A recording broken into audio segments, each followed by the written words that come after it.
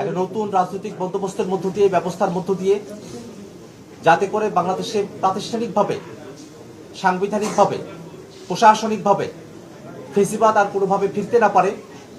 জাতীয় নাগরিক party NCP আমরা সেই সংগ্রাম আমাদের জাতীয় নাগরিক কমিটির সময় থেকেই আমরা অব্যাহতভাবে চালিয়ে নিয়ে গিয়েছি।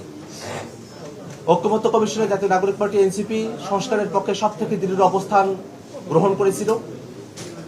আমরা এই বাংলাদেশে ফেসিবাদী কাঠামো আর দেখতে চাই না।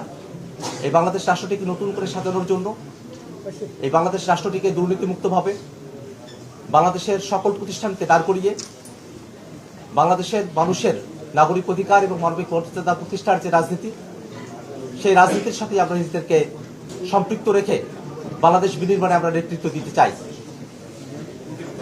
সামনে ত্রয়োদশ জাতীয় সংসদ নির্বাচন অনুষ্ঠিত হবে। পাশাপাশি সংস্কারের প্রশ্নে, জুলাই সনদের প্রশ্নে গণভোট অনুষ্ঠিত হবে।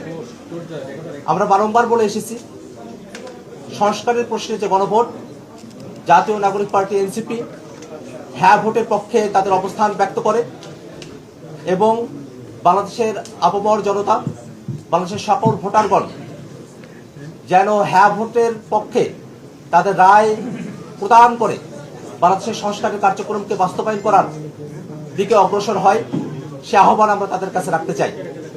সামনে যে নির্বাচন, এই নির্বাচন শুধুমাত্র সরকার গঠনের নির্বাচন নয়, এটা বাংলাদেশ রাষ্ট্রটিকে সংস্কারের মধ্য দিয়ে নতুন করে সাজানোর নির্বাচন। অতএব সেই নির্বাচনে যেন সুষ্ঠুভাবে, শান্তিপূর্ণভাবে এবং জনগণের অংশগ্রহণমূলক একটা নির্বাচন অনুষ্ঠিত হয়, সে প্রত্যাশার কথা আমরা সবসময় বলে এসেছি।